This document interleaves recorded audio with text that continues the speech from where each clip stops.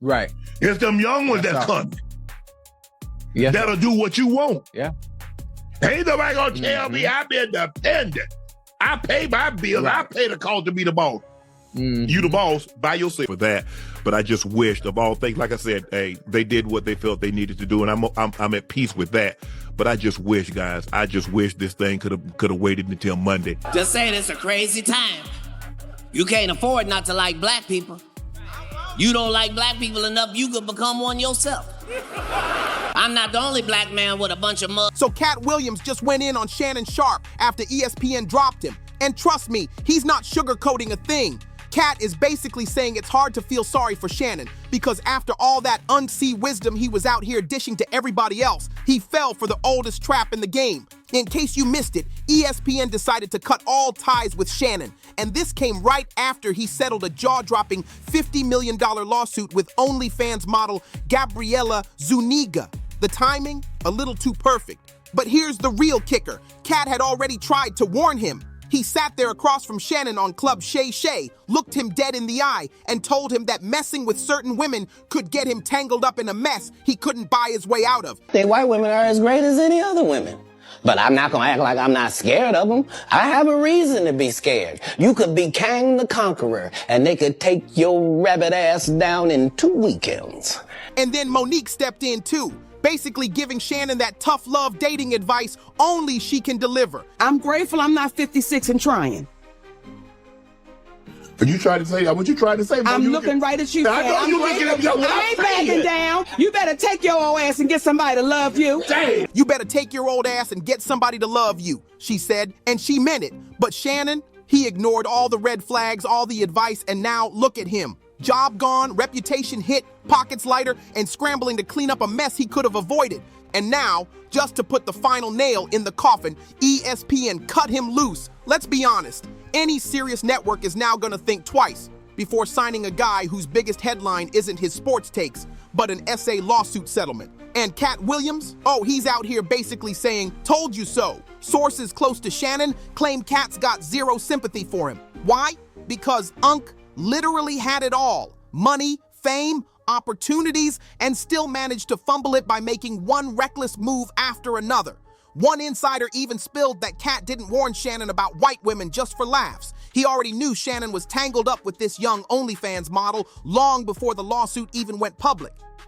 Katt could see the setup coming from a mile away. Didn't want to get with a white woman because I was scared she might have me running down the street like Jonathan Majors.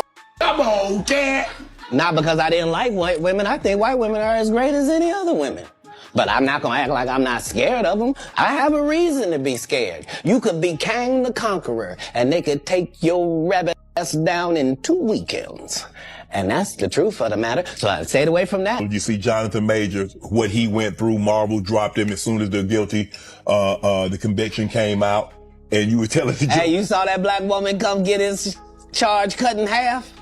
Thank you, Megan Good. God bless you coming to save that slave. If he'd had to be there by himself, he was getting all four. Guilty, guilty, guilty, guilty. She came in there, was just so beautiful, they had to knock half of it off.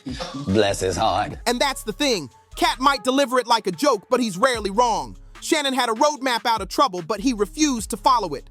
What's even wilder? Shannon reportedly agreed to hand over millions to that OnlyFans model, thinking it'd smooth things over and protect his ESPN gig. Instead, ESPN slammed the door shut and left him jobless. And y'all, that OnlyFans model, she's just getting started.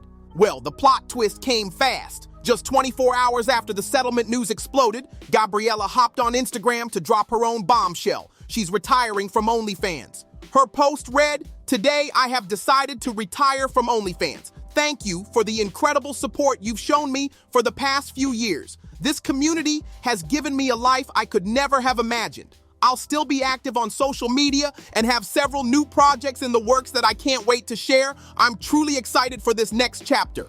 Translation, Shannon basically retired this woman for life. She secured generational wealth off one 50-year-old man who thought he was just having some fun. You can't make this up. And here's why people are roasting him. This isn't just about him getting finessed, it's about the hypocrisy. This is the same man who once bragged that he wouldn't spend more than $30,000 on his own daughter's wedding, but leaked text showed he was happily dropping $25,000 per session with Gabriella. Fans didn't hold back. One person posted on X, "It needed to happen to expose how much of a hypocrite Shannon is. He lost what little respect I had." Another wrote, "Side-eyeing the mess out of that country bumpkin, you dropped millions on a young woman who saw you as a walking ATM, but shortchanged your daughter's wedding? Dumb." And as if that wasn't humiliating enough, just days after agreeing to that massive payout, ESPN swung the axe and cut him loose for good. And get this, ESPN didn't even bother with the usual, "We wish him the best" fluff, just ghosted him completely. People magazine tried to get a comment from the network, but ESPN wouldn't say a single word about Shannon.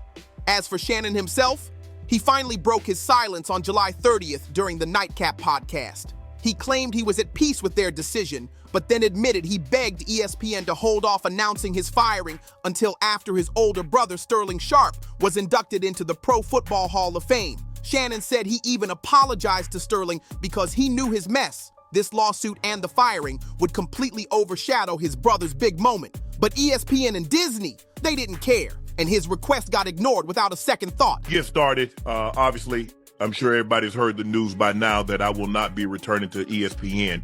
I found out this information a little earlier in the week, and really the only thing that I really ask is, like, guys, could we wait until Monday?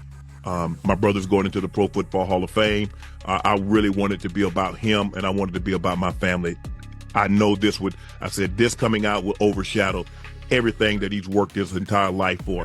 And unfortunately, it didn't happen that way. And so as I told him, as I profusely apologized to him earlier today, he said, "Bro, stop apologizing. You don't have to apologize. I'm your big bro. I'm going to love you regardless. We all make mistakes. And he says, "Bro, I love you. So I'm done with this. You're done with it too. Move on." And I really enjoyed my time at ESPN. It gave me an opportunity to bring my audience that saw me really just grow. They saw me, Lakers in 5, and they saw me say all these analogies that my grandparents gave me, and I was able to bring that to ESPN. So I'm very, very grateful for that. But I just wished, of all things, like I said, hey, they did what they felt they needed to do, and I'm at peace with that. But I just wish, guys, this thing could have waited until Monday, because I hate the fact that I'm overshadowing my brother, the first two brothers in the Pro Football Hall of Fame, and this is what the headline's going to be for the next couple of days. So, bro, again, I know you told me I don't have to apologize, but I'm going to do it one final time tonight, and I won't apologize again. I'm sorry that I upstaged you in this manner. That was never my intent. You've been my hero. You've been my role model from as long as I can remember. And I apologize, and I thank all my fans for supporting me when I was at ESPN and every place that I've been, be it Club Shay Shay, Nightcap, Undisputed, ESPN. Thank you guys for your support. And here's the real sting. Shannon was this close to inking a $100 million mega deal before Gabriella's lawsuit dropped. That deal would have bundled all of his She media shows, Club Shay Shay, Nightcap with Chad Johnson, Club 520 Podcast, The Bubba Dub Show, and Humble Baddies. According to Front Office Sports, just 3 days before Gabriella filed the lawsuit, Shannon was expected to sign one of the biggest podcast contracts ever. But once her lawsuit hit, the deal vanished overnight. Now, not only is that $100 million gone, but he's blacklisted from ESPN, ABC, Hulu, basically anything under the Disney empire. And in that world, once you've got a stain this messy on your name, you don't just bounce back, it follows you. The podcast mogul dream? Gone. The media empire sunk. And for what? Entertaining a 19-year-old OnlyFans model who saw him as a walking paycheck, which circles us right back to Katt Williams' point. Nobody's feeling sorry for Shannon because he had every advantage, every connection, and still threw it away making boneheaded moves. So now the question is, was this fall from grace all on him? Did ESPN pull the trigger too fast? And how do you process the fact that he paid millions to that model but kept his own daughter's wedding budget at $30,000? Drop your thoughts in the comments. I'm ready to hear it. Thanks for watching. Don't forget to like, share, and subscribe. See you on the next one.